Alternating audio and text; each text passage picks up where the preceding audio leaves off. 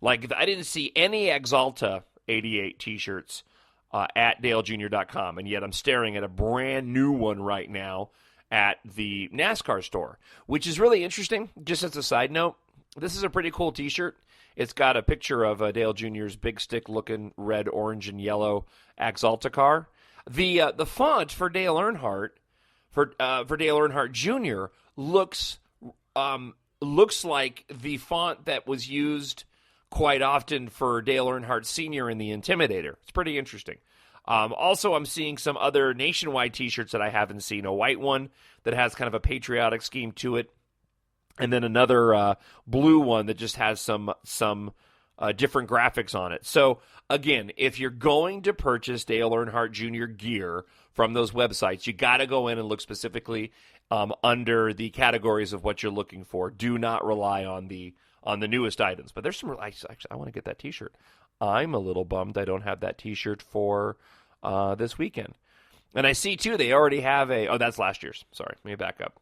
And as I mentioned, they have all the Batman gear getting ready for the race coming up at Auto Club Speedway. So a lot of great stuff. And this year, a lot better selection than we had last year at this time.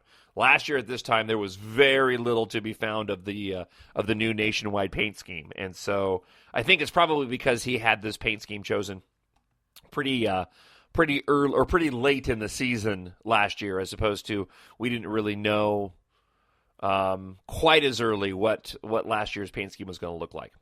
All right, let's turn our attention over to this race car, Amelia. I have an article here in front of me that I want to share with you, and then I'm going to give you some of the background that I found out on the Dale Jr. Download this week. There's an article here, Earnhardts Amelia to take flight again at Daytona. Earnhardt has wheeled this particular speedway car at all 4 restrictor plate races last season, earning 2 wins. Reusing a car that ran multiple races last season is unusual.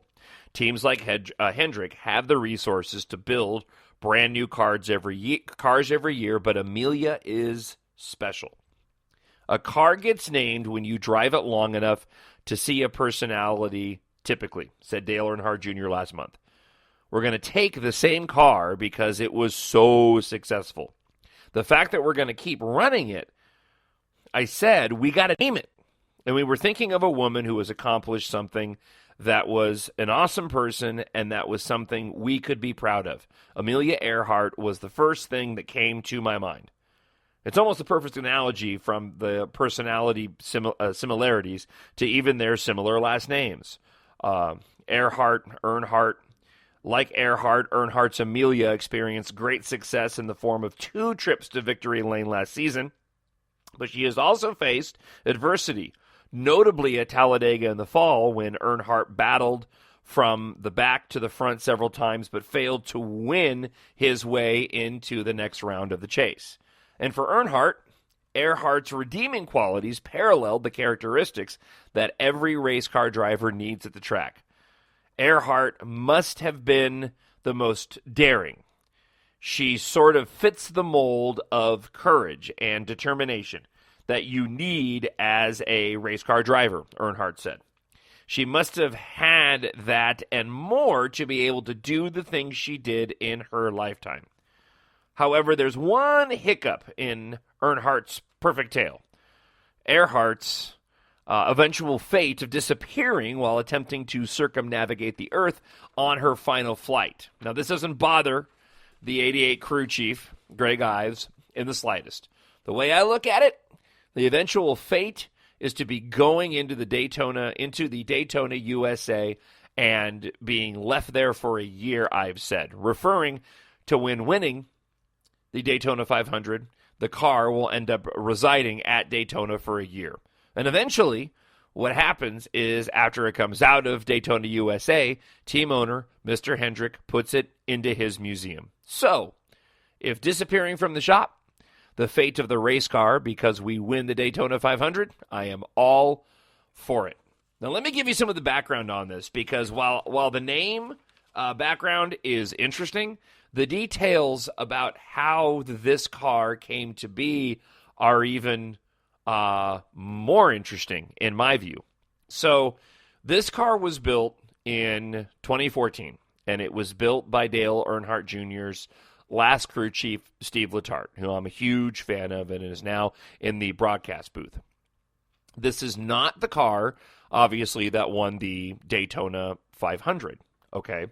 The Daytona 500 car that won ended up in the at Daytona for that year and is now going into Rick Hendrick's museum.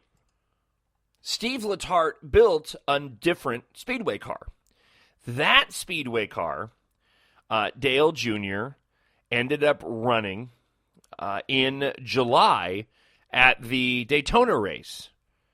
And as they spelled out in the Dale Jr. download, we can kind of thank Ricky Stenhouse Jr. for giving us Amelia, because Jr. got caught up in a wreck started by Ricky Stenhouse Jr. in that 2014 July Daytona race. And because of that, Steve Letarte had to build a brand new super speedway car. And that was chassis number 88-872. Now, here's where, in my view, it gets even more interesting. Because they ran this car for the first time at Talladega in 2014, right? That's right. Sorry, I got lost there in my years. So they ran this car for the first time at Talladega in 2014. This was the race where Dale Jr. finished 31st. It was also the race where the most complaints actually took place, because this was the race where Dale Jr. sandbagged. And if you guys remember that, Dale Jr. was locked. My recollection is Dale Jr. was locked into the chase, and there were concerns over getting himself into trouble. There were still concerns over the concussion that he had dealt with before. Didn't want to get caught up in the wreck. No reason to go and push the issue because he was locked into the next round of the chase, and so therefore he hung back and didn't go for it on those final laps. And if you remember, Dale Jr. going into that race had made a comment like, well, if you're running 10th or 11th, you can't get up to the front.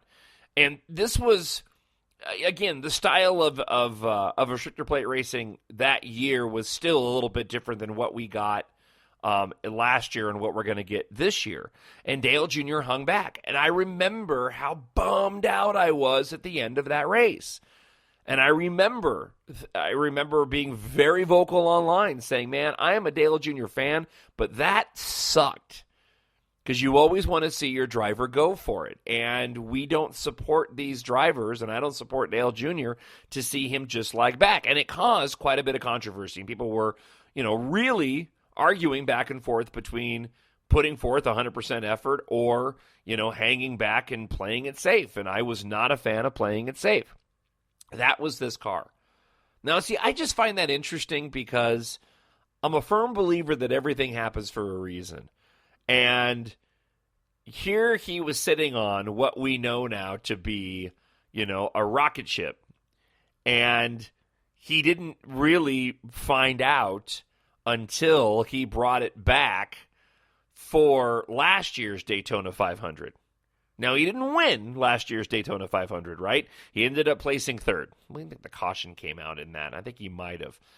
He did win that first duel. And, of course, and we'll talk about this, everything that car has done since then. But I just find the background. And, again, going back to this, everything happens for a reason. If it hadn't been for him winning the 2014 Daytona 500 and that car going into a shop and having a new car being built and that car getting wrecked out in Daytona, we never would have had chassis number 88-872 in Amelia. And one could potentially argue, because I'm pretty sure a wreck took place at the end of that race that Dale Jr. was hanging back on. He could have been wrapped up in a wreck at Talladega fighting for a spot that didn't matter in the grand scheme of things, right?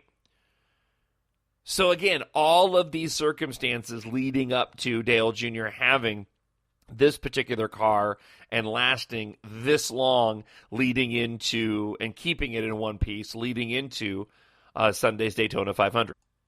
Now, look, I know I'm romanticizing a little bit when it comes to this, right?